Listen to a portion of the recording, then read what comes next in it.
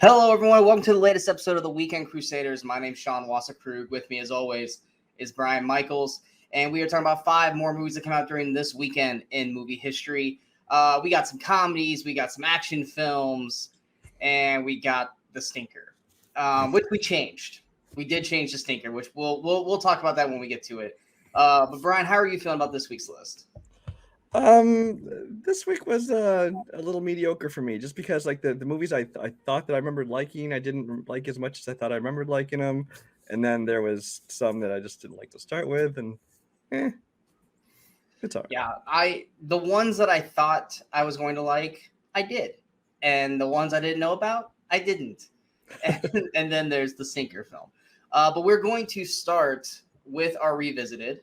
Our Revisited, like I said last week, is a movie I watched way too much as a young child. Probably shouldn't have been watching it, but it's actually not that bad now that I think about it in terms for a young age. But we are talking about the 1992 action film Passenger 57. Passenger 57 came out November 6, 1992, had a budget of $15 million. Had a weekend opening of $10.51 million. Number one, its opening weekend, and its only week at number one. It had a finished box office of $44.06 million. Wesley Snipes. At this time, Wesley was, I knew him from, Major League as Willie Mays Hayes. So getting to see him pre-Blade in an action film, this was one, like I said, I was like 7 when this movie came out. So like I watched this a lot when it was on TV. That's where I always got the term "always bet on black" from. Always bet on black. That's where everybody got that line from. Exactly. It was like, well, part of me was just like, is that line just a normal line from other movies, or did it come from Passenger 57? But I think it was more or less Wesley saying it is what made the line stick. Like I said, by today's standards, it's a pretty basic action film, incredibly short. I didn't remember how it was like. What's it? 83 minutes long, I think, 84, and it was like. Well, we got to. I didn't remember that at all. I was watching it, and we got to like the fair scene, and I remember like the fair scene being like third act. I didn't remember it being like the middle of the film, and I was just like, damn. I was like, this thing's just blitzing through. And yeah, I was just like, I wasn't prepared for that. But like, what were your thoughts on Passenger 57? Well, I honestly, this is one of them that I remember really liking back when it came out, and I haven't seen it in probably at least 20 years at this point. But I remembered liking it when it was out, and I watched it this time, and my thoughts were, first of all, that it was much shorter than I remember. 2, that I didn't remember how much didn't take place on the plane. I swear I thought most of this movie was on the plane. I 100% half of the movie the same way. Yeah. Outside of the fair, I thought the entire film was on the plane. Yeah. So there's that whole thing, and then but as far as the rest of the movie, it's really kind of a mediocre action film when it comes down to it. But I think what made it pop at the time, and still to this day, but mostly at the time, was it was basically the introduction of Wesley Snipes as an action star. Yeah, absolutely. Before this, he had done Major League, he had done White Man Can't Jump, things like that. But this was really the first action movie starring him, and it's funny they landed on him. Supposedly, this was offered to Steven Seagal. I was going to say, this is such a Steven Seagal film. It was offered to him. It was offered to Sylvester Stallone, Brian Bosworth, football player. He almost starred in it. No. And then there were rumors that it was offered to Denzel and Eddie Murphy, but I don't know if those are true. But anyway, but they took a chance on Wesley Snipes, and obviously it worked out because he kicked off a long career of action movies for him, followed up immediately by, of course, Demolition Man, which we talked about.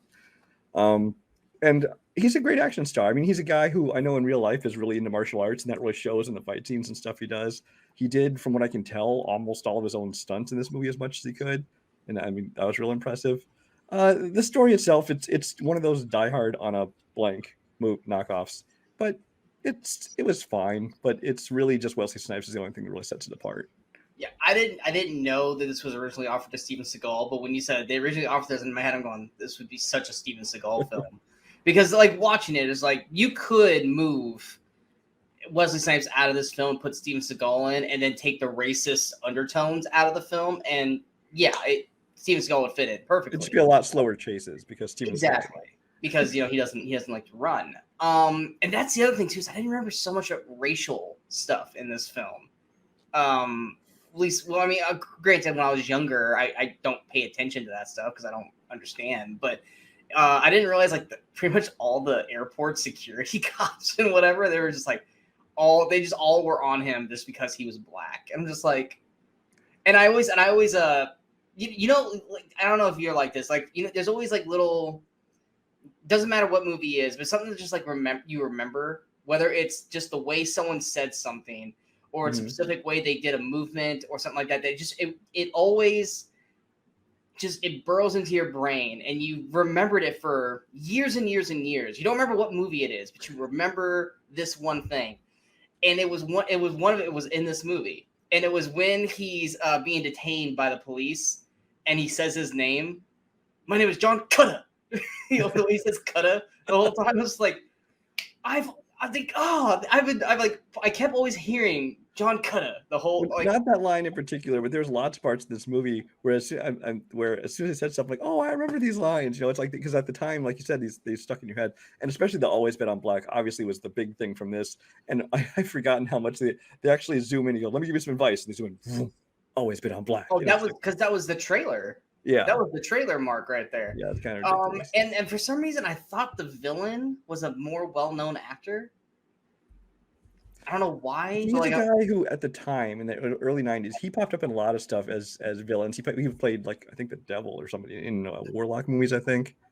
He was in a few other things, and so I actually know who that actor is. But he never really broke out big. Also, very, very weird intro to the film.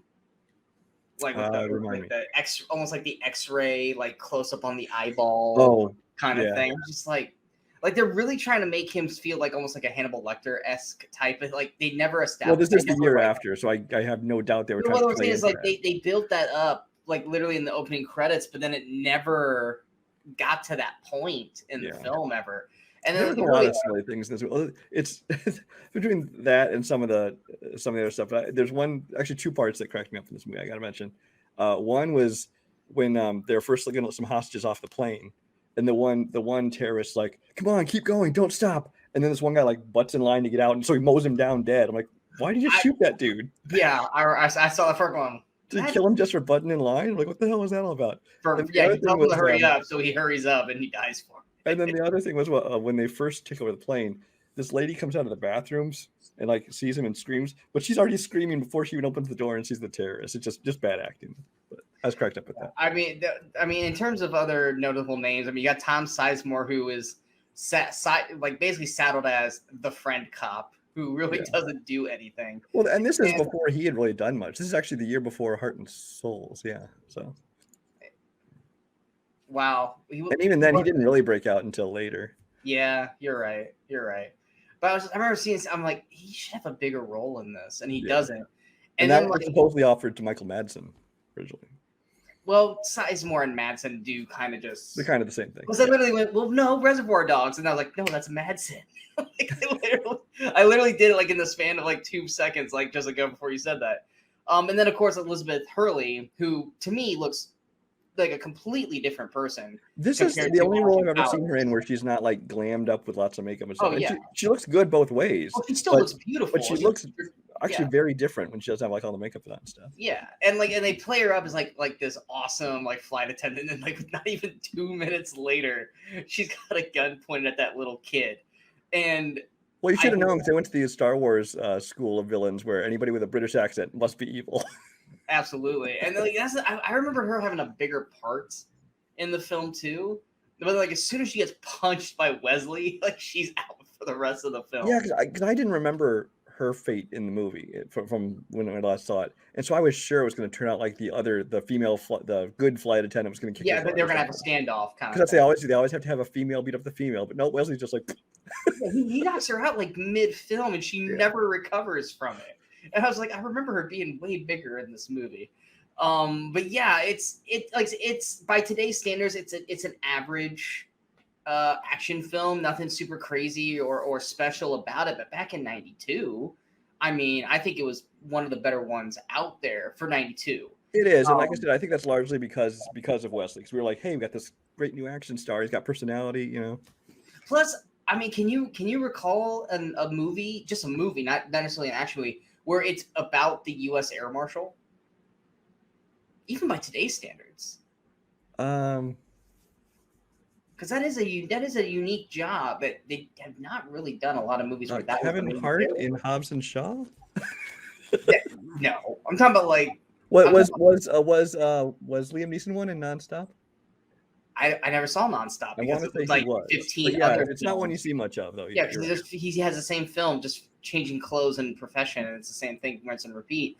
But yeah, like that's a unique one right there. Like, because normally you get like, oh, it's like the one of the passengers or the pilot or something, not the U.S. Marshal on the plane, which is always on a plane, but yet they usually always just die like right away. Which, well, technically he's not an air marshal though. He's just a security expert who's going to another place. He wasn't like put on the plane to be. No, but I mean, he was also training them how to handle themselves as well. But I mean, that's the other thing too. In terms of training, he did everything wrong in the first initial reaction of that. Yeah. Basically, he took this trip and put on this big show to say, just do what they say. Well, no, because I mean, at first he does the whole like I'm scared, and and he beats the crap, but like the whole time they find him, like he's way too loud. Like that's like me not remembering the movie full of like how are they not hearing him? Yeah, they're too loud back there fighting. Then sure enough, as soon as he powers through, they're already like right there on his ass. I'm like, I thought I remember him sneaking around on the plane more, but no. I think we were just thinking of Air Force One, and we just that or also Executive Decision. Executive Decision, exactly, with Steven Seagal. With Steven Seagal dying, which made it great. Exactly. But yeah, I don't remember him like just being found out in the first 2 minutes. Right. And it was just like, yeah, like I think that's one of the things where you and I thought that they were on the plane way longer because we thought he snuck around and stuff. But no, like nope. They land that plane pretty fast, and most of the time the plane's on the ground. Well, I was because they had thing the plane and they landed, and then they did the fair stuff, and I didn't, like I said, I haven't seen it in a while, so I'm like, did they ever get back on the plane, or is that it for the plane? But I mean, eventually they did, obviously, but yeah. Because then I remember him climbing on the landing gear, which I'm sorry, he'd been blown off the landing gear, but okay. Oh yeah, no, I mean, that's action physics right there, where it's like, well, good guys can do it. Anyone else, they'll die. Yeah. And then of course you got the lady who thought he was Arsenio. Oh, that doesn't date this movie, does it? No, not at all. Especially when at the end when she gets the whole plane to do it. I have to think that most people, like especially younger people watching this movie for the first time now, don't get the joke. What is this thing? I don't. Oh yeah, they totally don't get the joke. Which is also funny too, because like later in the film, she like stands up and yells at the one of the gunmen, and she doesn't get shot, but the one dude rushes off the plane and gets shot, and I was like, "You told me to hurry. Why are you shooting me?" Exactly. Passenger 57, is it on anything? Passenger 57 is not free anywhere right now. Honestly, like if we hadn't, like I have this movie on DVD, but I kind of forgot this movie existed. Not because I didn't enjoy it, but just because I mean he is kind of coming back now. But it's just because Wesley Snipes has been out of the acting hemisphere for so long that I just kind of forgot this movie was around. It's a Warner Brothers movie, so it will definitely end up on HBO Max. It looks like right now it must be on license to Showtime. So, gotcha. All right, we're moving on to Brian's pick. This was a movie that I had never heard of, or I always thought it was another movie, which up until I was about to ready to watch it, Brian had to tell me, no, that's not that movie, it's this movie. I was like, oh, then I have no flipping idea what this movie is. But we are talking about the 2010 dark comedy Four Lions. Four Lions came out November 5th, 2010, had a budget of $2.5 million, had a weekend opening of 41,512. It was number 45 its opening weekend. It had a finished box office of 6.14 million, 304,616 domestic, and 5.84 million international. We like to pick the small films occasionally. I like to pick the ones that maybe everyone hasn't seen. I want them to introduce them to them. Yeah, exactly. I'm not like there have been times where you and I have both picked movies where like, oh wow, we didn't even crack 1 million in certain areas. Number 45. Yep. Yeah, I always thought this was it Lion that I always thought it was. Lion is the one with Nicole Kidman and Dev Patel. Yeah, and I thought that's what we were watching. You're like, oh no, this is a comedy. I was like, that movie's a comedy. I'm like, no, it's not the same movie. I'm like, oh, okay. I'm gonna go ahead and let you start. Why don't you describe to everyone what Four Lions is? Well, it's not Dev Patel. It's the other Middle Eastern guy, Sean. Actually, he's British, but Riz Ahmed. Riz Ahmed is essentially the only real known actor in this week, except for Benedict Cumberbatch has a small little cameo. That is not true. That is not true, and you would know this if you actually would listen to me. The other big namer in there, which is what I got excited for when I saw him, was Kavan Novak, who plays is it Waj, his brother Waj, who is Nandor from What We Do in the Shadows. Okay, that's right. You did remind me of that because I have not watched. That's from the series, right? Yes, the series. I've only watched like 2 episodes of that series so far. Yeah. He's the main vampire. So, which is perfect because, and this is where you're going to argue with me, but I won't start with that. Well, let's start off. Four Lions is basically, it's a small movie, got a very limited release in the U.S. I didn't see it, of course, till it hit like DVD and digital and stuff like that. Mm-hmm. It's basically a comedy about a terrorist cell. Mainly these 4 guys, 4 or 5 guys, who are this. It's technically 5, but they're never all 5 together. They're not all together. 4, but it's 5 total. Who is showing them like trying to train. It's showing them trying to plan these big attacks. Then of course trying to carry out these attacks later in the film. It's the kind of stuff that you really think that they would not make fun of much because it's going to cause all kinds of problems. And apparently when this got released in London, they heightened the security awareness level to like orange just in case. This was basically the other country's version of The Interview. Yeah. But it's a comedy about this terror cell, and honestly, I think it is hilarious. And most people, Sean accepted, that I have actually seen this movie, think it is hilarious. And here's why, and why I think that Kavan Novak is perfect for it, is because this is very much the same style of comedy and the same tone as What We Do in the Shadows. It's very much the same kind of thing. It's kind of done the same way. It's not done. They don't have like speaking directly to the camera interview kind of segments, things like that. Yeah, they don't have that. Yeah, it's not filmed like a documentary, but it is kind of a fly on the wall, style of watching them do these things. It's not really kind of a narrative filmmaking like you're used to seeing. It really is kind of like you're following them around, watching them. But I think that while they are hard to understand, I would advise watching subtitles because these guys have some thick accents. But really, I mean, the dialogue, the jokes are hilarious. The physical comedy works for me. Some things towards the end get a little bit slapsticky, ridiculous. But it still works for me. But yeah, Riz Ahmed, this is the first place I ever saw him. I think I saw this before I saw. Definitely before I saw Rogue One. I'm trying to think if I saw him anywhere else, but the first thing I ever saw Riz Ahmed in was in the HBO series The Night Of. See, I saw this before. And he's fantastic in that. That's and of course we just talked about him last week in Nightcrawler. Riz Ahmed needs to get more movies. I'm just saying. Except that. Also, Sound of Metal. If you haven't seen it, he's great in that. But don't watch Venom. But don't watch what? He's horrible in Venom. Oh, Venom. Well, don't watch Venom for any reason, but yeah, don't watch Venom. But this is your first time. Go ahead, Sean. And I agree with you because I was watching. I was like, this is very like The Office, Parks Rec, What We Do in the Shadows-esque type of comedy. And I think that was also kind of the problem is normally we go, it's best to go in not knowing what's going on. I think this one, I kind of wish I kind of was prepared for what I was about to see. Because when I came into it, I was like I'm like 10 minutes in, I'm like, what? I don't even know what the fuck this movie is. Like, I don't get it. I don't know what's going on. And then after like 20 minutes, I'm like, so this is the film. This is it. It's about four or five like friends, or not even friends, because it doesn't seem like many of them like each other, who are basically wanting to do a terrorist attack. And that's the film. And it's all of a sudden it's like you don't want them to succeed, but then you're supposed to care about them at the same time. It's counterproductive, which is what irks me, because it's like you want to like Dev Patel's character because he's actually, his not Riz Ahmed. You know what? If you had not brought up that was just because we said it. Yeah, go ahead. If you had not brought him up, I would never have said it. Because you want to like Riz Ahmed, because when you watch him when he's like with his family, he's a likable character. He's funny. He's seems like a good dad and a good husband. But then it's like, but no, he wants to do a terrorist attack. Like, he's a bad guy, and so is like everyone else in this fucking film.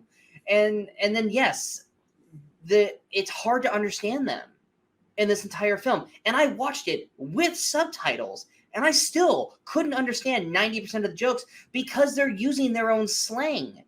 And then I'm like I'm watching it, I was like, if I was British or anywhere in that part of the country, this would probably be fucking hilarious. But I don't know the joke, and I don't. They're going so quick. It almost had like, and this is the exact, and you'll know exactly what I mean by this. I kind of felt like I was watching a comedy version of oh crap, I forgot the movie just literally escaped my brain as soon as I was about to say it. Uncut Gems, where it's just all yelling, and they're all just angry and mad, and it's just frantic the whole time. And like I'm halfway through the film, and I'm just like, are they ever just gonna have like a quiet moment where they can just talk regular and like not going through a what's that? There's lots of those scenes. When he's with his family, not when he's with the other guys. Now, granted, there are moments. I'm gonna say the sheep scene without giving it away. The sheep scene where I literally went, "Oh shit!" Like it caught. Like and then of course the whole third act. Every time something happened, it was like, "Oh damn." But it's one of those things where it's like you have to get through all this other crap before you get to that crazy third act. And it just wasn't for me. And it's one of those like I can see the appeal of it with a lot of people. Apparently, according to Letterboxd, I'm the only person who didn't like it. But I didn't like it because if I couldn't understand 90% of the jokes. There are the jokes I could understand, they're funny. Like in the mid credits where he's like, "You're like Maroon 5, bro." That was a good fucking line. But it's just there's so many jokes where I'm like, they're hitting so much and they're expecting it all to stick, and I'm catching like a fifth of Maybe you should watch it again then and catch the rest of it. No, because they're using their own slang, their own terminologies, and I don't know their slang or their terminologies. See, I followed it now. I don't know if it's just because I've maybe watched more movies from England. I don't know what it is, because it's a very British. It's not like they're talking like Middle Eastern. It's British slang is what it is. Yeah. Because they're in London. Well, for most of the movie. Yeah, for most of the movie. But I mean, I followed all the jokes okay, and I will say I completely understand if it was just not for you, if it's not your style of thing. But that's why it surprises me, because I know how much you do love What We Do in the Shadows, and it very much is that same kind of tone, just terrorists. When I realized that Nandor was in this, because it took me about 30 minutes for him to finally for the camera to finally just like focus on him, and I was like, "Oh shit, Nandor! Yes!" I'm like, that might make me like this. And it helped me like him and Riz Ahmed, but I could not stand the other group or the rest of the group. Well, one was supposed to just be a buffoon, and then the one guy you're supposed to dislike. Exactly, but the problem is once again, the bottom line of this whole story is they're still terrorists that want to kill a bunch of people. So it's hard to root or go. Well, you know what it is, and this isn't going to sway you because I know how you feel about it. Don't necessarily like watching this movie, but I kind of look at this kind of the way I looked at Jojo Rabbit, where yes, you're following Nazis, but you're watching them basically mock Nazis. They're making fun of them. They're making them look bumbling, and in this case, they clearly are a bunch of bumbling terrorists who couldn't do anything right. But see, that's the problem though. In Jojo Rabbit, Adolf Hitler was a manifestation of Jojo, so he wasn't the real Hitler, and he was an over-exaggerated, funny version of Hitler. And Sam Rockwell's character, by the end of the film, kind of was like, "Yeah, we're wrong." Well, and that's what I'm saying though. Is we have him, and you also have Jojo, who kind of realizes early on he's like, "Oh, Jews," and by the end he doesn't feel that way. In this one, at least the main character Riz Ahmed is kind of saying he's calling it off. He's like, "I'm not doing this." He's called it off after one of them has already done. And there was another guy. There was the one you were talking about, the Nandor. He doesn't want to go through with it either. Or whatever. Yeah. So and they trick him because he's not bright to continue. And it's just one of those things where it's like, and then the asshole guy was like, you tricked him. You did this. You started this, which means yeah, he's not wrong. You continued to be the villain of this story. You continue, they don't say how many people, got hurt or died because of what they did. Now, granted, it's not as bad as what it could have been because of what happens. I do like the comedy aesthetic they threw into it with it. And then, of course, the addition of Benedict Cumberbatch, when he popped up, I was like, is that Benedict? I was like, oh, I knew you're an ass man. You're totally an arse man. I was just now trying to look up where in his filmography this was, because he hadn't broken He out. had been doing Sherlock. Yeah, this is before Sherlock even. So Right this is before he was really anybody. So it wasn't even really a cameo like, hey, here's Benedict Cumberbatch. He was just a bit part actor. Yeah. Which is why I don't think it's such a small part. Yeah. That it wasn't like, oh, he's just doing this for to be funny. It was more like, no, they just hired him to do this role. And like, and we're saying him, for anyone to say, he's in it for what, 2-3 minutes tops. Oh, that's it. Yeah. Like, no, barely, it's a very small part. But I mean, it was just and it was also like one of those things too. And this is just me not really understanding the whole terrorist aspect of it. But like, the wife was just super like supportive. Like, yeah, cool, great. Well, honestly, I kind of like that. I'm like, because I mean, that's how I'm sure that the people. It's probably context that we don't understand because we don't live. Yeah, because I'm sure these actual families who are part of this, I'm sure their families are just like normal families, and they think this is just our duty, this is what we're doing, but they're still, interact like normal families. And so it is kind of jarring to see them just talk about like normal things, but then like planning terrorist attacks. He stops. He's like, you know what? I called it off. I don't want to do it. We're just not going to do it. And then she talks him back into doing it. And like, I'm like, what are you doing? Like, you do realize that means that he's going to die. Like, he's your husband, father to your child. And you're just they've been made to believe that that's the most glorious thing they could do, and they'll. Which once again, it was just I found it hard to invest or enjoy the movie, and maybe, and granted, that's why it's a dark comedy, but in terms of me, like, is this something I would ever want to go back and rewatch? Hell no. I didn't enjoy when I watched it the first time. It's like, I'm not saying that it's a shit film. It's just not my kind of film. And I'm sure there's a lot of jokes there. Like, there's a lot of people who watch that, like, we'll talk up and down how much we love The Office or Parks and Rec or whatever. And you set someone down who just doesn't get those, and they're like, this isn't funny. Like, this is cringy. This is not funny. This is almost painful to watch. And we're like, oh, you're crazy. How can you not? This is the same situation. Is you guys are seeing the jokes, you're hearing the jokes, and you're having me watch it. I'm not seeing it. I'm not hearing it well enough, and I just am not finding it funny. And that's just what it is. I'm not going to say it's a bad film by any means. It's just not my kind of film. Granted, according to Letterboxd, I'm the only person that feels that way. But because I looked at it, it's like 86 or something on Rotten Tomato. I'm just like, okay, well, to each their own. It's just not my own. But yeah, I mean, like I said, if you're a fan of these type of comedies that we're talking about, and this might be something you're interested in watching, then definitely check out Four Lions. It's just, it wasn't for me. And it's not because of the performances. I think everyone does a pretty good job with the roles that they are given. It's just, I have to feel like I have to at least root for somebody or back somebody in a movie or want somebody to succeed or prosper. But in this movie, like, no, like, everyone. I do like the little side joke that they had during the post credits about when they shot the missile backwards. Yeah. I was like, I can't understand if that was a joke or if that legit happened. Well, the problem is that joke was killed, like, because it was actually a year to the date after it was opened. Yeah, exactly. which even when that part happens, like, can you not see that the fucking arrows pointed the other way? Like, these guys were idiots.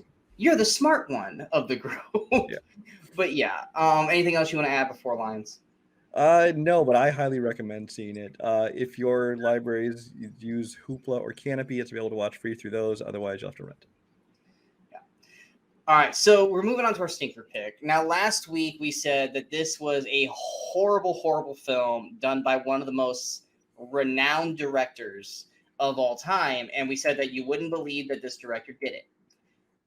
We came time to watch the stinker, and we were both like, I don't fucking want to watch this movie. And you're like, I don't want to watch it either. So we decided to pick a different stinker that's not equally as bad, because nothing is as bad as that. But we chose a different stinker. We were originally going to talk about Piranha 2, The Spawning, directed by James Cameron.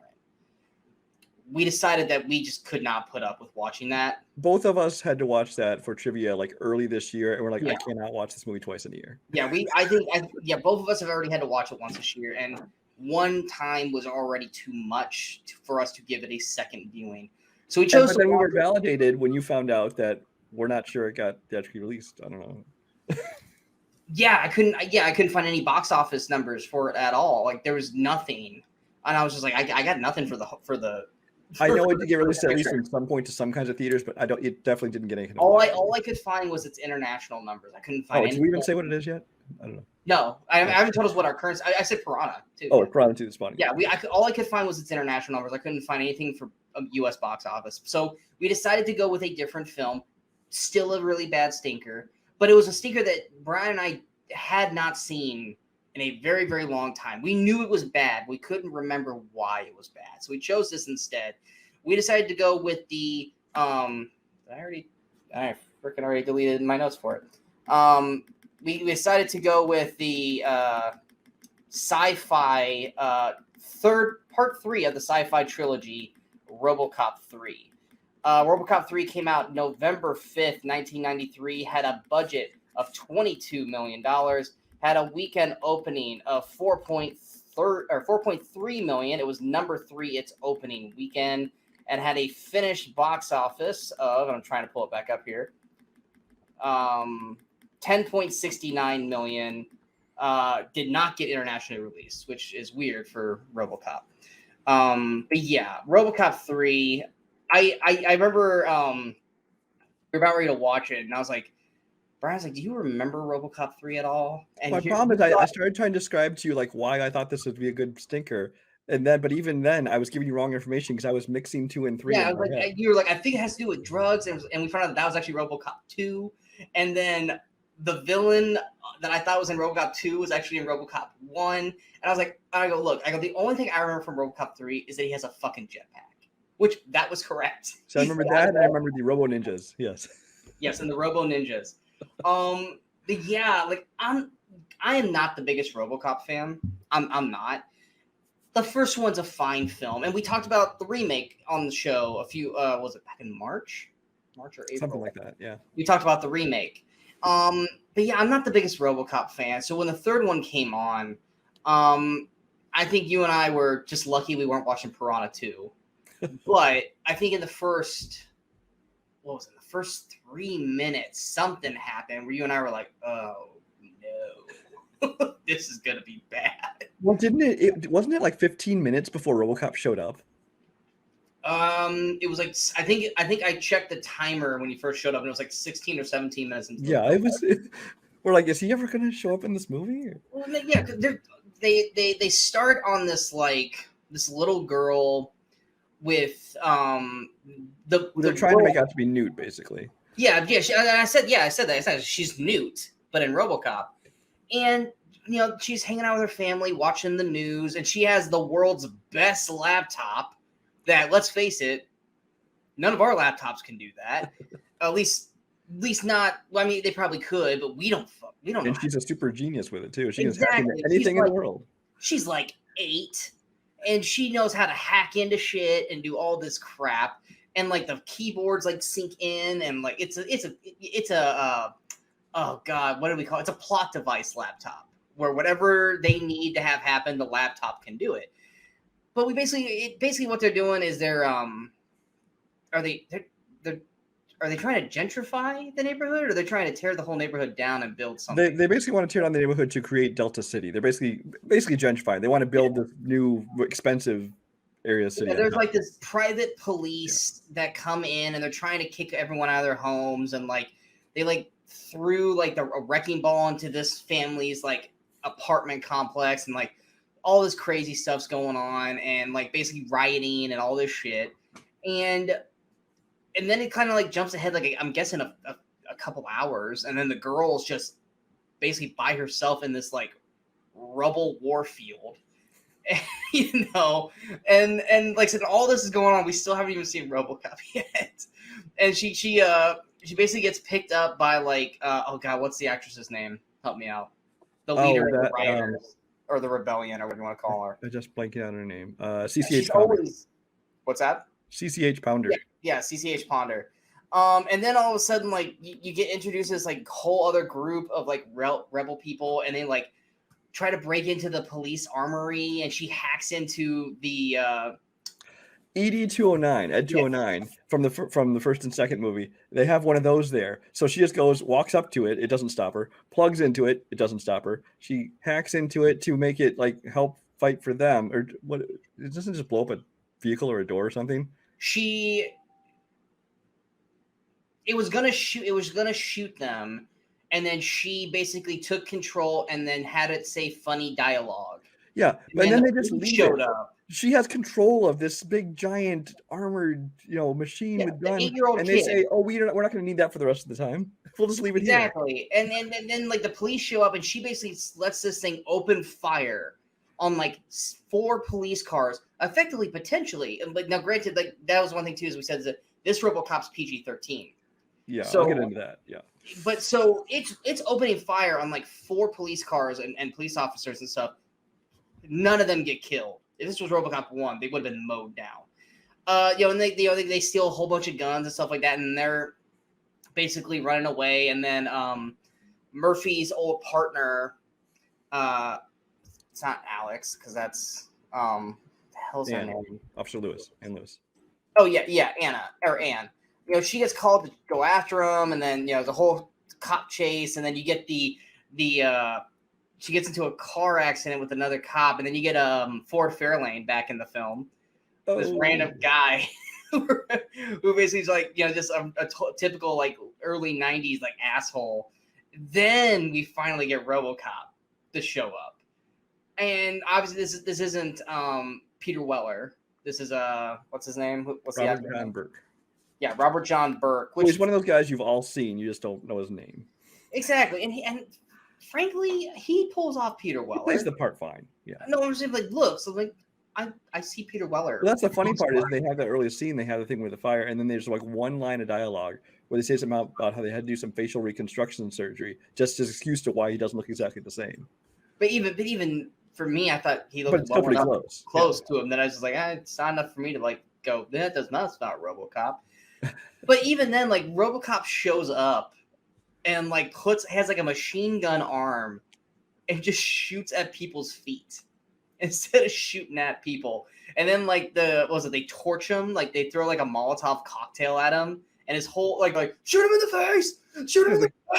face. It's like, but no, they light him on fire, and like RoboCop's on fire, and like none of his flesh gets messed with. He just gets smut. It's like charred, like I mean not charred like burned, like just black soot. Like you took black like chimney powder and put it on his face. But the dialogue is so freaking cringy. And so like the main plot of this movie is that they're trying to like force RoboCop to join these like private police force, but then they end up telegraphing Anne's murder in this film, because you even called it. Like she said something like Anne, you forgot your bulletproof vest. Oh, I'm not on duty. You really go. Yeah, before she even left to go there, I'm like, oh, she's gonna die now. She didn't. Yeah, but then taking her vest. Exactly, and then she ends up getting mowed down by this police force. And I even told you, like, even if she had the bulletproof vest on, she was still gonna die. Which apparently in the original script, they never filmed it. She was gonna show up at the end as another RoboCop. Oh. God. Yeah. I just read that tonight. Yeah. Yikes! That would have. I mean, this movie killed the franchise anyway, but that would have obliterated the franchise. Yeah. But maybe if they were like a couple, but they're not. So it's like, why even do it? That's part 4, Mr. and Mrs. RoboCop. Exactly. But anyway, like they mow her down, which thus turning RoboCop into a Rebel Alliance like fighter kind of thing. And that's basically what the whole movie is him fighting for these, rebels and like hiding out in the sewers while he's injured, being rebuilt. And then you've got what's her name from is it Criminal Minds or NYPD Blue? Who are you referring to? Oh, you're talking about blank down her name. Why is she so far down the list?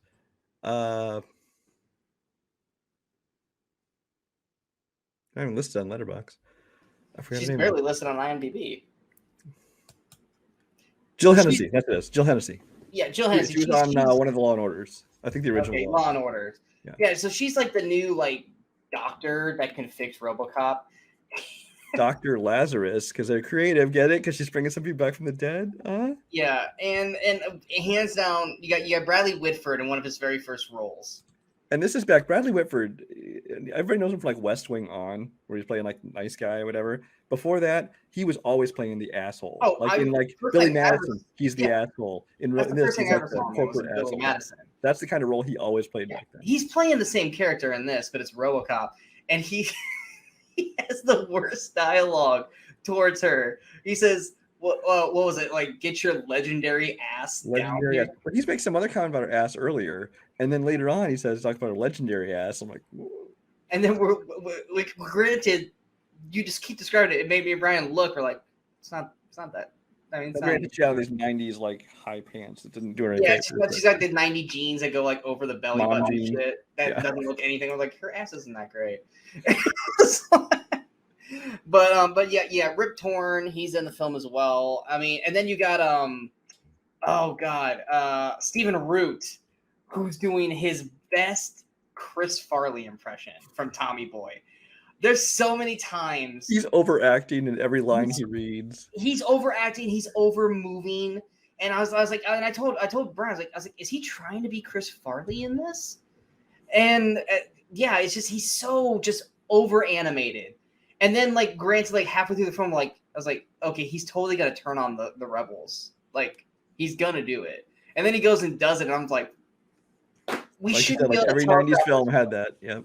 Yeah, we shouldn't have to be able to telegraph the film like this. But I've been talking long enough, Brian. Jump in because you want to talk about some other things about it. Yeah. Well, first of all, it's this script is really bad. The funny part is, the original script was done by Frank Miller, the big comic guy who did The Dark Knight Returns, and he's responsible for 300 and all these other things. He did the original script. It was rewritten by the director Fred Decker. Now, Fred Decker is the guy who directed Monster Squad. He was writing partners and stuff with Shane Black, and so you'd think this might be a good thing for him, But the problem is, Shane Black didn't do any writing. Apparently, he was at the time under contract because he was working with Warner Brothers on Last Boy Scout and Long Kiss Goodnight, so he couldn't write on this, even though his friend was directing it. They wouldn't let him write on it. They did make sure to make it set in Christmas time, though. But there is Christmas time here. I'm sure Fred Decker made sure to do that. That must be their thing. But Shane Black does appear in this as one of the random cops. But yeah, as the writing in this is horrid. The dialogue is bad. The biggest problem with this movie, though, is the fact that they went PG-13. Because the problem is, after RoboCop 1, which it was a huge deal when RoboCop came out because it was originally slapped with the NC-17 just because of graphic violence. And they had trim seconds here and there just to get an R rating. But then in the years since then, RoboCop they started putting out toys. There was a cartoon series. There was merchandising and Lunchbox and all these things. I mean, this is back in the 80s were weird, okay? They've had Toxic Avenger and Rambo cartoons. I mean, it was just a weird time.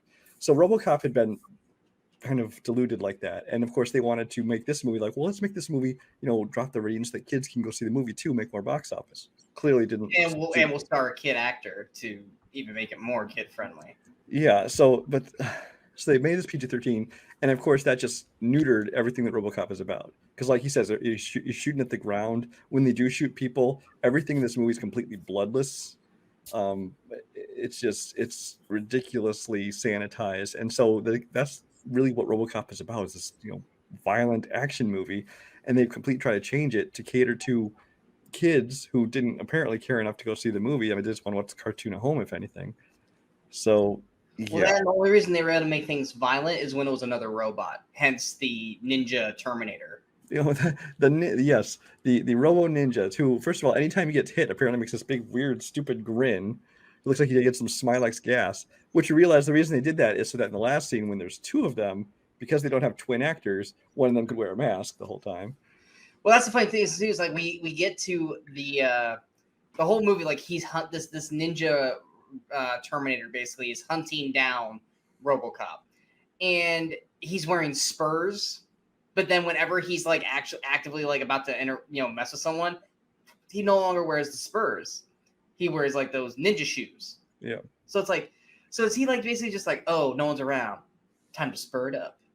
I people coming. I have no idea what the point of the spurs was, except just give him some character, I guess. There was no point. But then we eventually were like, okay, well, they're going to have a pretty epic, battle when they finally fight. We finally get to the fight. This is the most pathetic fight. It is piss poor. Robocop just stands there while the ninja just flips over him a few times. And like bumps him and he just falls down. And even the ninja was behind him a couple times. He just lopped his head off right there, but instead he keeps just kind of kicking him and pushing him and stuff. I don't know how many times Brian said, just cut his head off. And then the fight's just over. He cuts Robocop's arm, but it's like the perfect placement cut for where he removes that arm anyway for his other weapons. So it's like you didn't. Apparently, even though it's cut off, apparently there's enough of the right connections are there. They can still just snap on the machine gun. Because then, of course, he has to strap on the jetpack, which they've telegraphed early on, to fly down to help the other. See, the end battle is between his battle, and then there's the people down the street fighting against the effectively police officers over there. It's Dark Knight Rises with the cops against Bane's thugs. But here's the problem: the cops all quit. Okay, they all throw in their badges and they quit. But apparently, when they left, they all stole their weapons and their police cars, and then they show up in town and deputize all the people, even though they're not cops anymore. And I'm like, what? And then the private police, who are now the actual police, then basically bring every thug criminal. Yeah, they hire deputize them to be cops. So basically, the entire city of Detroit is now the police force because everyone got deputized. And they're all just fighting each other. Explain to me how that makes sense. And meanwhile, as this is going on, Robocop's fighting this ninja robot, and all he does, doesn't he? He doesn't shoot him. Doesn't the robot like? There's two of them show up, and then they're cutting each other. No. I'm talking about the initial fight, like the first fight in the sewer, because we're like, he was about ready to swing, and then he just falls over. Like, is that it? Yeah, I don't even remember. Did he shock him or something? I don't actually remember. I can't remember if he shocked him or he did something to make his head pop. Like, did he shoot him in the head? I don't remember. But it was nothing. It was nothing. And the point where we were like, was that it? That's it? That was the fight? Well, because they had to save their budget for the flying effects later on. Exactly, because then he gets in the jetpack and he flies around, which AKA is the new toy that they're going to sell for the movie. I did say when you're watching that, I'm like, actually, the flying effects, while not perfect, were a lot better than I expected them to be. And Sean says, yeah, that's probably where they put their whole budget. It is. It's a whole budget. Because they effectively shot this in on 2 blocks. Yeah. The whole movie shot on 2 blocks. And then, we get the whole, scene in I think this was kind of the ending of the first film too, where the final fight or the final act or whatever is in a conference room. It's back in the building. Yeah. Yeah. And you have the 2 robots show up and they effectively just kill themselves. They chop each other's heads off. And then he sets up like a bomb which goes off like a nuke, by the way, in this building. And it blows up, and then there's no after effects in Detroit from it. Because that would have been I'm sorry, World Trade Center. That whole building would have came down and caused seriously bad effects to Detroit. But no, that's not shown. It wasn't like you just set off a grenade. They even said it's gonna eviscerate anything within 30 yards or something like that. But the explosion was even bigger than that. Yeah, the explosion was a nuclear bomb explosion, but it's on the top floor of this building. And was in a span of 20 seconds, RoboCop was able to grab Dr. Lazarus and the girl with his jetpack and get with at least 100 feet away in 20 seconds, get out of the building and out of the way of the explosion.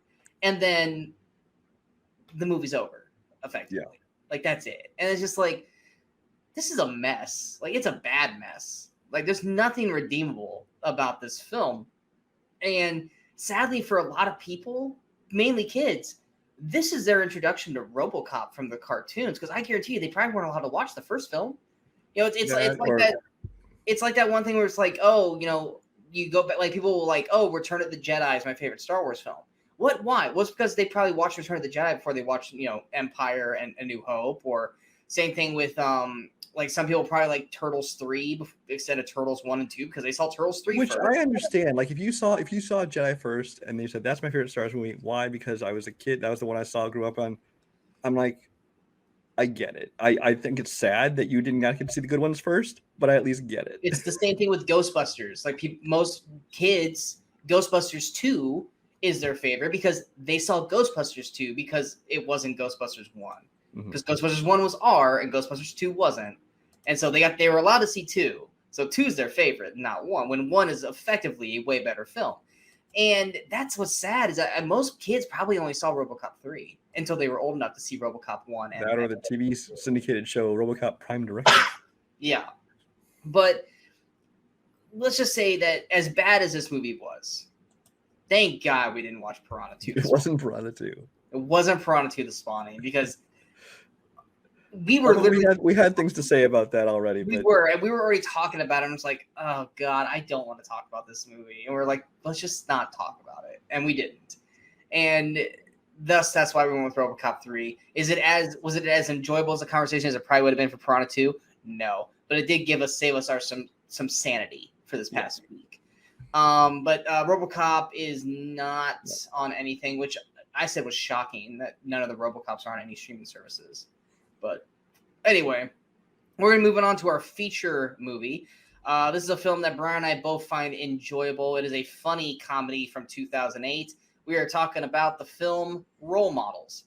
Role Models came out November 7th, 2008, had a budget of $28 million, had a weekend opening of $19.16 million. It was number 2 its opening weekend, had a finished box office of $92.64 million, $67.29 million domestic, and $25.35 million international.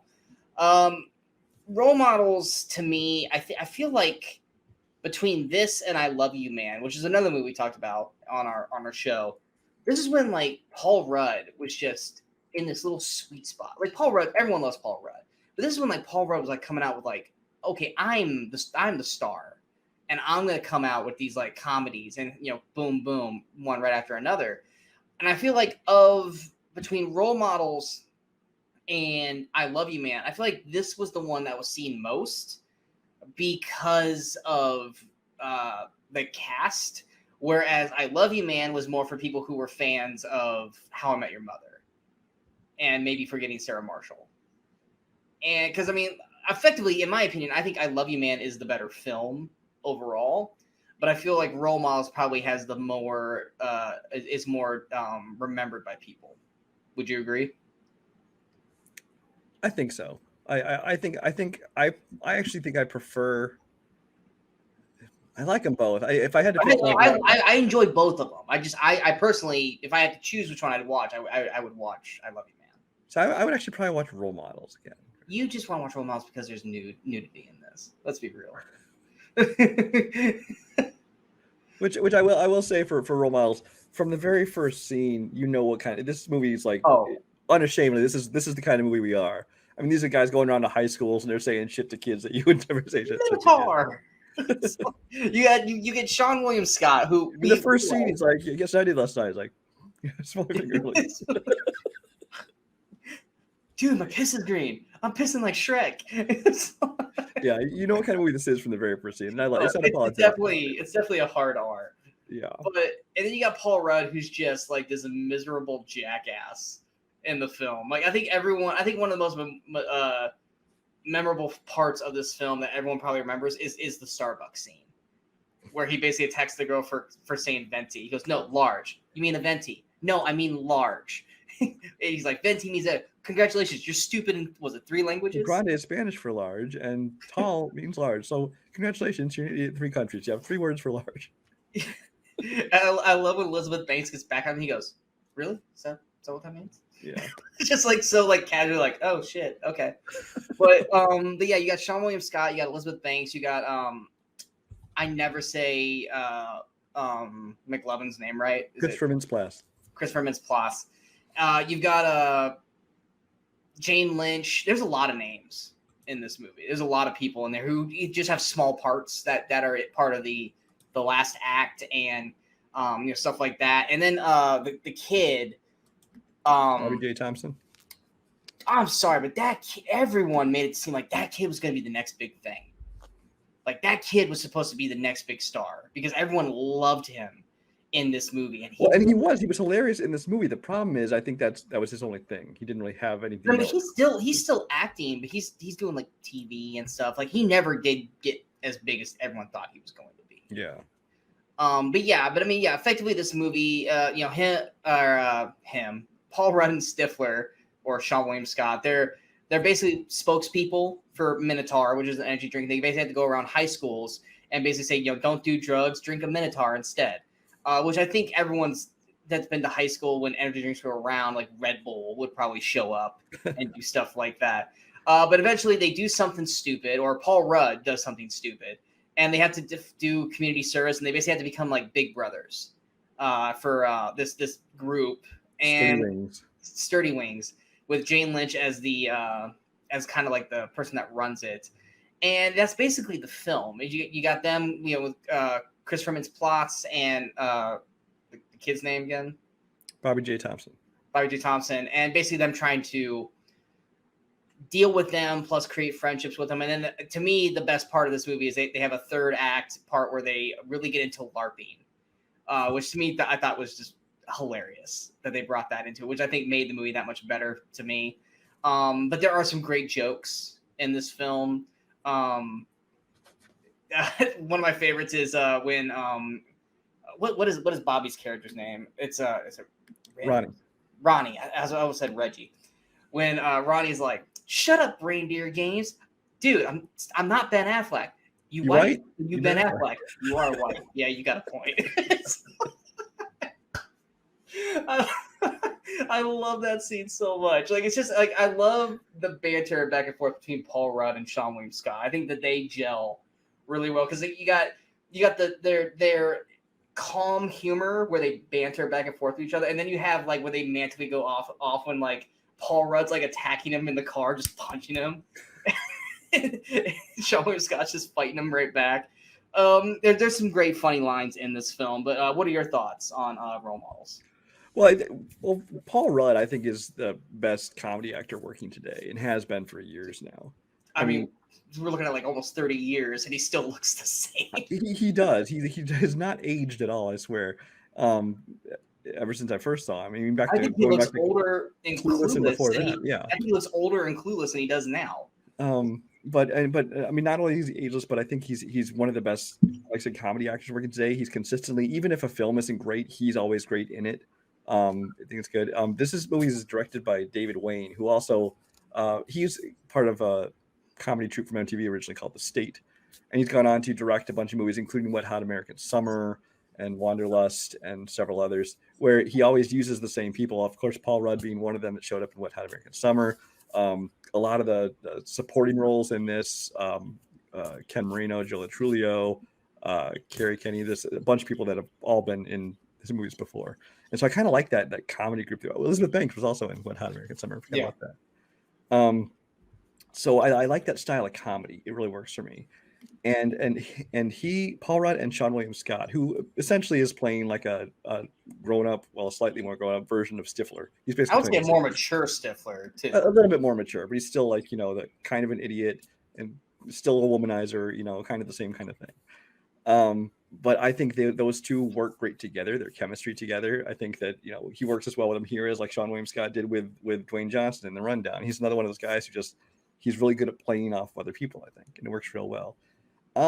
With this movie, like the overarching story, like the whole, heartfelt of connecting with the kids and the whole thing with Paul Rudd and his fiance or whatever you want to call his girlfriend. It's like, I honestly kind of didn't really care about the actual plot of the movie, but there were so many individual scenes and moments and individual lines of dialogue that were just hilarious that it's just one of those movies that you almost didn't watch it for the whole story. You just watch it for all the jokes because it's so funny. Yeah, the one thing, and I mentioned this last week, and with oh god, what movie was it last week? We were talking about where they let them go.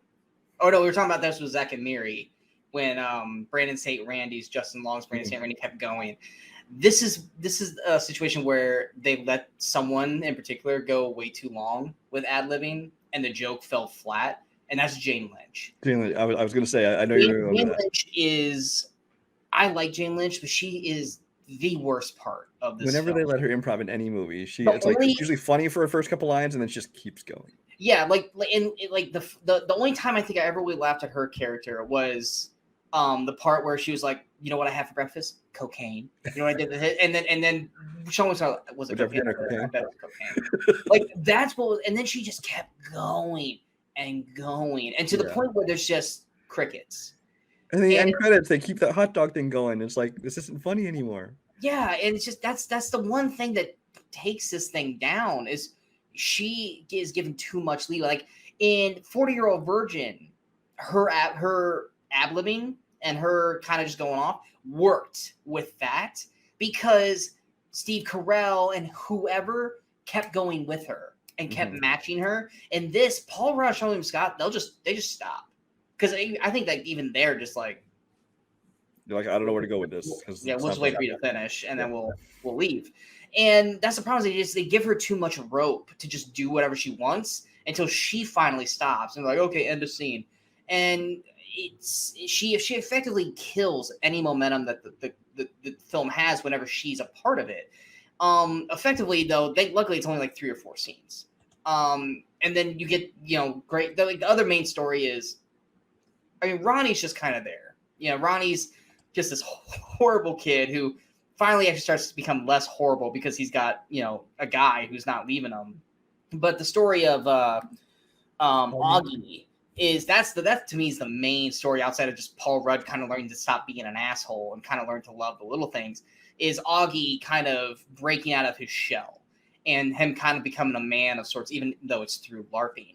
But just like this is, I think, the first time I ever heard of LARPing. And I think for most people, I think it's the first time anyone ever really heard of LARPing. And getting heard of LARPing, I guess I didn't realize how big it was, and apparently it's now here they call what lair in here, but it's LARPing. Yeah, you don't know what we're talking about. But yeah, it's I had heard of it as well, but I didn't think it was like this kind of scale. I was like, is it really this big? And yeah, there are people. It does, yeah. I've been invited to do it. I'm like, you don't want me there. Like, you realize how many people play World of Warcraft. You realize, yeah, I could see this being big. Yeah, and just watching that world was just kind of fascinating because you got Ken Jeong, who's the king. Ken Jeong. He's the reason why Ken Jeong's so good in this is because he's somberly quiet through most of this because it's everyone around him that's doing all the antics. His number 2 from I know him from old school. Matt Walsh is great in it, and then you've got Joe from Brooklyn Nine-Nine. He's great in his little part, but it's just kind of funny watching this world. And then you get to the third act, which I'm not going to say how, what happened in the third act, but with the group, the main group, I like what they ended up doing. But I mean, it's a lot of fun. I mean, you get to get some antics with Sean William Scott and Paul Rudd and the kids, like the camping trip, where Stifler passes out there, and Ronnie's like, "You here? Oh my god!" It's great. And then I'd say my favorite scene with them though is with Ronnie and Sean William Scott was when they very first are signing their kids at the Sturdy Wings. He's like, "What? I'm not gonna let you touch my package," or whatever he says. What? I didn't say it. You ain't gonna touch me there. I love when he takes them back to when Wheeler. That's Sean William Scott's character. Wheeler is when he takes them back to his place and he starts playing Love Gun. Oh yeah. He's talking about his dick. His dick is the gun. It's like it's funny. If you like this type of humor, if you like Paul Rudd, if you like Stifler from American Pie, I think that role models is going to fit right in there with you. And if you obviously like Paul Rudd, it's going to be right there with you. Elizabeth Banks doesn't really get a whole lot to do in this movie, which is she's pretty much a straight role in this movie. Yeah, she's playing the straight character in this, and even then, she's barely in the film, which is a bummer because I think they could have really given her a lot more to do in this movie. But Christopher Mintz-Plasse, I think he plays the same character kind of almost and everything. He always plays kind of the dork who has to overcome shit, depending on whether it's something super bad or kick ass or Fright Night or something. He's kind of always playing the same type of character. But it's a fun film, even despite Jane Lynch overdoing everything in the film. But there's a lot of, like I said, there's a lot of fun cameos of comedic actors in this that have small parts that are fun to play with. And like I said, the whole LARPing or lair thing in the whole third act was enjoyable and fun to watch because it was just something watching Sean William Scott and Paul Rudd like do this because it's just so like wow, this is ridiculous, but it's I think they play it perfectly because it's like they're totally are into it. They're kind of into it, but at the same time they're like, I'm so above this. So they're kind of like but even at the end, they're like I'm really getting into it. It's fun, right? I'll send you my email. Kind of thing. But yeah, like because it's one of those things too. It's like when you look at Larry, like, oh god, I'm not gonna do that. Like that's super super dorky. But I guarantee you, if you actually like got into it and like you got into like the sword fights, and people are like, okay, this is actually pretty cool. It's like, wait, so I'm allowed to hit him with a stick and not get in trouble? Okay, cool. Let's do this, kind of thing. But anything else you want to add for role models? Nope, covered all my notes. That is not available for free anywhere right now. And we are striking out on all the movies today. Yeah, I think last week or 2 weeks ago was like the one week where you had like almost everything was actually available. But usually, yeah, most of the times none of it's available for us unless you just want to rent it. And I don't think our last pick is available either. But we're gonna finish on my pick, and this is hands down one of my favorite sci-fi films of all time. And Brian hates this movie, so this is going to be a very lovely conversation. I don't think it's going to be as vicious as it was at Paranormal Activity, because Brian was very mean and hurtful during Paranormal Activity, and I think he was expecting me to be super brutal with 4 lions so he could attack me. I was wondering if you were holding back because you wanted me to hold back. But I was on my best behavior for 4 lions, so that way we could have a good conversation about this film. My pick is the awesome sci-fi film Starship Troopers. Starship Troopers came out November 7th, 1997, had a budget of $105 million, had a weekend opening of $22.05 million. It was number 1 its opening weekend and was also number 1 during Thanksgiving's 4- and 5-day weekend. It had a finished box office of $121.21 million, $54.81 million domestic, and $66.4 million international. Starship Troopers, based off the book of the same name, but is really nothing like the book because the book is very political and stuff like that. Has its own series, spawned 3 sequels, live action and animated. Not theatrically released though. Yeah, none of them were, right? But besides this first movie, the first one was the only one theatrically released. Yeah. I've never seen the other ones because they were directed DVD, so I'm not gonna waste my time on these. I love this film, and I was so worried going back to it because this is not going to age well. This is so not going to age well. And you know what? It actually aged perfectly. The quick news spiel means it is more spot effing on today than it was in 1997 with the quick news and the links and stuff like that. That's so that's exactly how today is. And trying to push certain agendas and push it's almost like they knew in 1997 that this is what it's going to be like almost 30 years later. The graphics, for the most part, they use a lot of practical, but even the non-practical special effects, I think still looks good for a movie made in 1997. Is the acting great? No, but it's not supposed to be. And it's Paul Verhoeven. Is it Paul Verhoeven? Paul Verhoeven or Verhoeven. Director of the original RoboCop.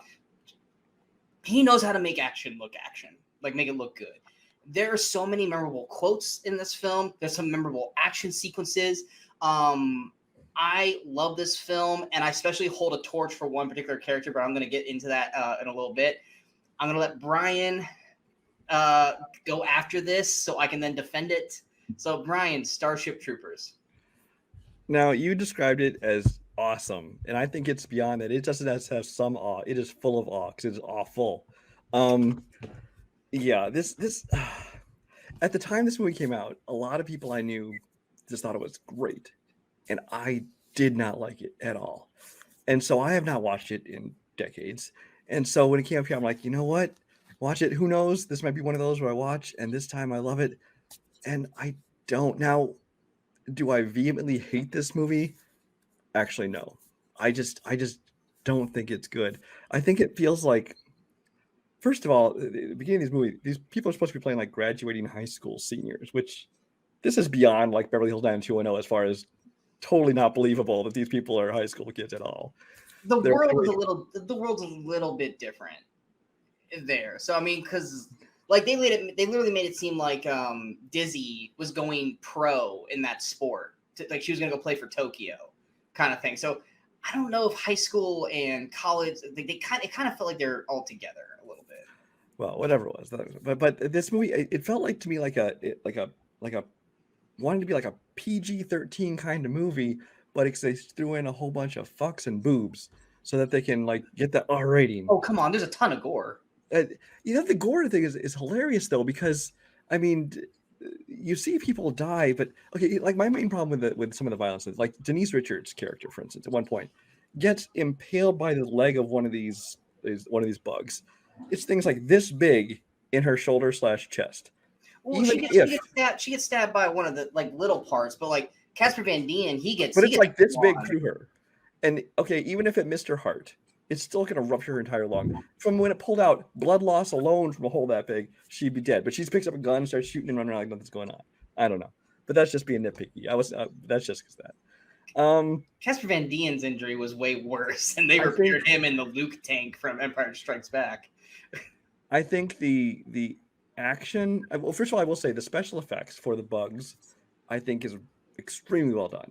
The action, especially on the scale they're using, and there's so many of them, these armies of these bugs, and each individual one looks real. It looks very well animated. From what I understand, they used minimal practical stuff on set, and almost everything was CGI, and that all looks very good. And this is only like 4 years after Jurassic Park, so I mean, this is very well done CGI.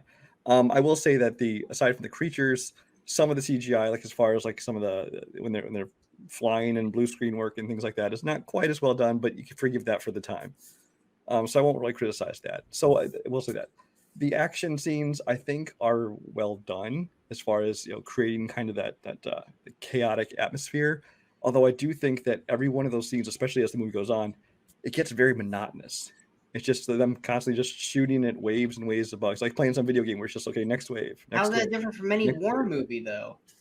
But that's just it. It gets so monotonous. At least in a war movie, you have other human characters, and you might have some kind of growth and some kind of arc to some of these characters. I don't know what it is, but I just found the action to be very monotonous. The brain bug looks stupid as shit. That's all I would say about that. I will say, I think this is, in my opinion, of the Verhoeven movies I've seen, which I've seen all the main ones that everyone's seen, the American made one. This is probably his worst one, my least favorite of his, and that includes Showgirls. Give me a break. The thing is that I will say what Showgirls has in common with this one is I think they were both. Here's the thing about Paul Verhoeven, even with Robocop to an extent, he goes for like a level of camp that it's like, it's not completely serious, but it's kind of just a little bit campy.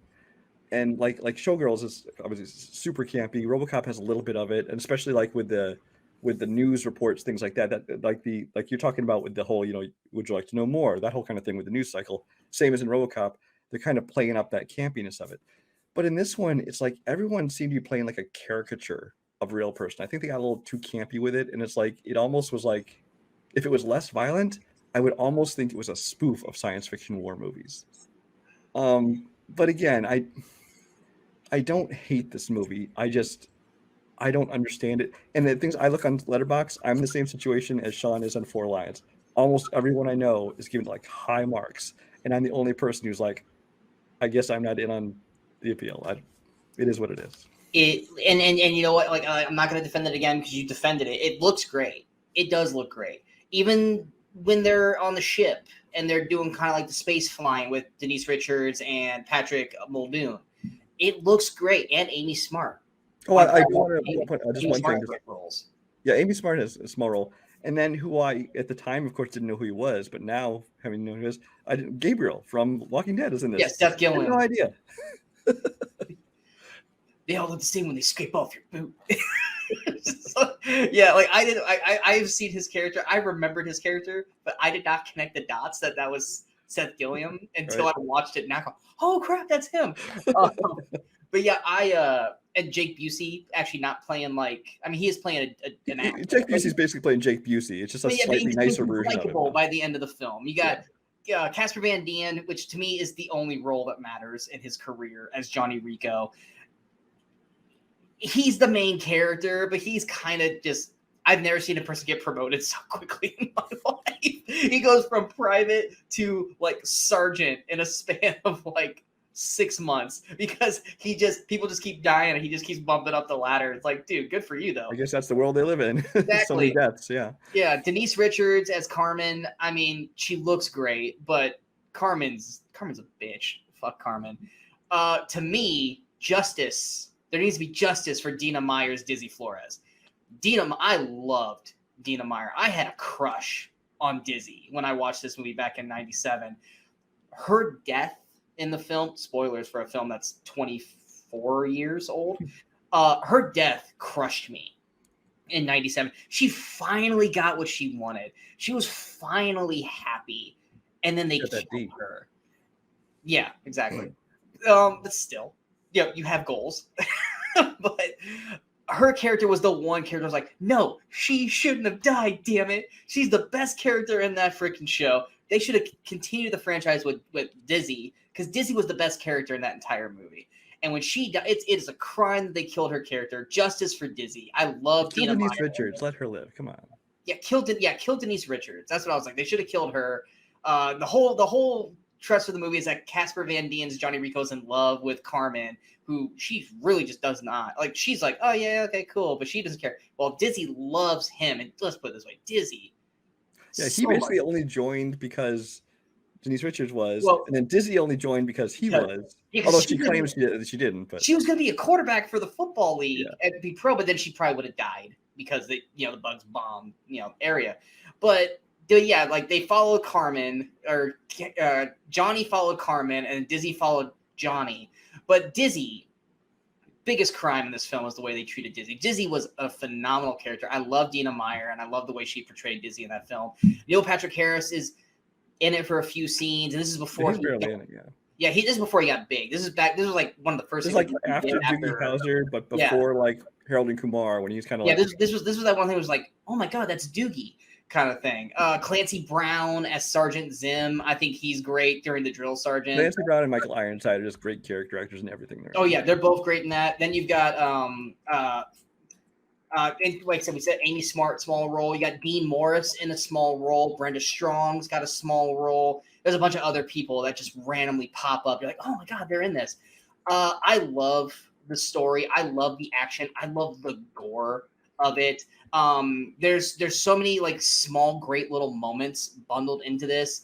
I love the ride that this movie puts us through, from them in high school or college, whatever you want to call it, to all the way to the end of the film, where it literally ends. It doesn't end. It ends continuing the story with basically an infomercial to join the fight, and stuff like that. Which I immensely love this film.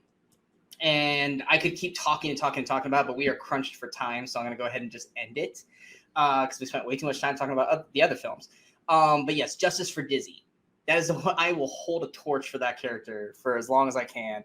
Like I said, I've never seen the other films, but I, like Fifth Element, love this sci-fi film. I will always love Starship Troopers, and I was afraid that it wasn't going to hold up watching it this week, and it totally fucking does, and I'm so happy that it still holds up. Brian, just for some reason, just wants to be negative about it, and he'd rather watch Showgirls, which, okay, it's a stripper movie, I get it, but still, Starship Troopers 100% over Showgirls in any day of the week. But yes, it's not on anything, which is shocking, but I got it on Blu-ray, and I will watch it all the time because I love Starship Troopers. But that is our episode, guys. I hope you guys enjoyed this episode. If you guys did, go ahead and hit that like, share, and subscribe button to the channel so you guys stay up to date with all the latest videos pop up on the Movie Crusaders. And of course, don't forget to follow us on all the social media outlets you see below. Coming up next, we've got my review for Last Night in Soho, Antlers, and Army of Thieves. They're all out. If I remember, Brian, you really liked Last Night in Soho. You really liked you were okay with Army of Thieves. Did you see Antlers or no? I did not see Antlers yet. Yeah. But check out my reviews for those if you want to see what my thoughts were on that. Coming up next week, we've got, or not next week, now, we got Eternals, The Harder They Fall, Spencer, and Love Hard. We will definitely have a review for Eternals. The other three we will see depending on when I can get around to watching them. Next week, also Apple TV's Finch with Tom Hanks. I don't know if I'll watch that or not. I guess I'll wait for word of mouth to hear if it's good or not, and then I'll find a way to watch it. And if Next, you're lucky, like I'm this weekend, I'm going to be seeing Red Notice is playing in some Cinemark theaters for a week before it airs on Netflix next week. So yeah, and I'll just wait for it to pop up next week on Netflix. So next week we will have Red Notice. We also will have Belfast and Clifford the Big Red Dog. No, we are not watching Clifford. Yeah, I'm not going to be seeing that. Yeah. Belfast, I'll probably wait for Oscar season because that would probably be an Oscar favorite. But definitely we'll have a review for Red Notice. And then we will once again be back next week with 5 new movies to talk about during that week in movie history. We've got it's an action film, right? It's more of a almost kind of a spy thriller. Okay, so once again, another pick from Brian that I have not seen. Hopefully, it's better than 4 Lions. Great cast, though. You'll love the cast. Okay, like I said, hopefully it's better than 4 Lions. We've got we literally talked about this movie on last week's episode when talking about another movie. But it's our favorite of a certain type of director's film group. We've got a really bad horror film, but is really relevant because of TV right now. We've got one of my favorite stupid comedies of all time that not enough people have watched or appreciated that we're going to watch, which I'm sure Brian will shit all over. And then we've got a Disney live action film that I love that Brian hates, that Brian will shit all over. It's going to be a fun week for Brian next week. But anyway, hope you guys stick around and see that show next week. Until next time, my name's Sean Wassacrew. That is Brian Michaels. We are the Weekend Crusaders. And until next time, in case we don't see you, good morning, good afternoon, and good night, Movie Crusaders.